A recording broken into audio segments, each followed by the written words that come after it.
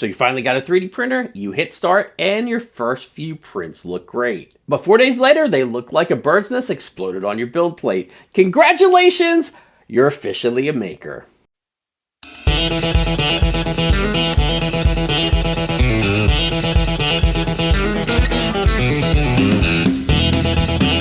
Today I'm showing you the most common beginner mistakes in 3D printing and how to avoid turning your dreams into molten spaghetti.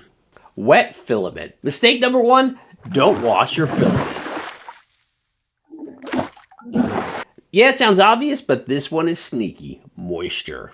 Your filament looks fine, but it's sneakily been drinking the humidity. When you hear that faint crackle, or your print looks fuzzy or stringy, that's water boiling out of your filament mid-print. Dry your filament before you print. You can use a filament dryer, get a cheap food dehydrator, or get a dehumidifier for your shop or makerspace. Just don't cook it in the oven. Melted PLA lasagna is definitely not on the menu. Bad bed adhesion. If your prints are peeling off your plate, it's probably not your printer's fault, it's probably your fingertips. Unfortunately, when we handle our build plates, the oil from our fingertips sometimes get on the build plate and cause poor bed adhesion.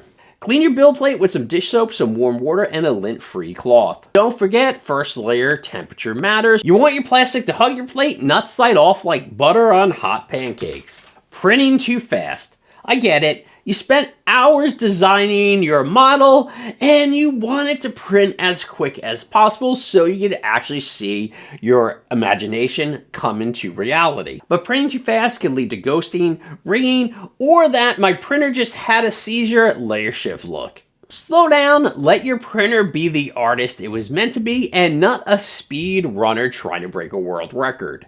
The wrong temperatures. Too hot and you got a stringy mess, too cold and your layers are just peeling apart. Every filament's different, so you may want to run a quick print in order to find the best setting for the filament you're printing in, especially if you're printing a large print. It's like Goldilocks, but instead of hard, you're looking for the perfect plastic. Skipping maintenance. You wouldn't drive your car through mud for a week and skip getting a car wash, right?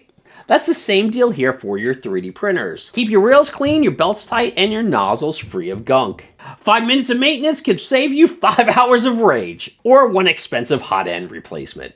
So yeah, 3D printing isn't always plug and play. It's more like plug, tweak, and play. So every bad print teaches you something, usually what not to do again. If this video saved your print, or at least your sanity, hit like and subscribe, and tell me your worst 3D printing horror story in the comments. For more on 3D printing, DIY, maker projects, make sure you like and follow Maker Build It, and remember, keep on making.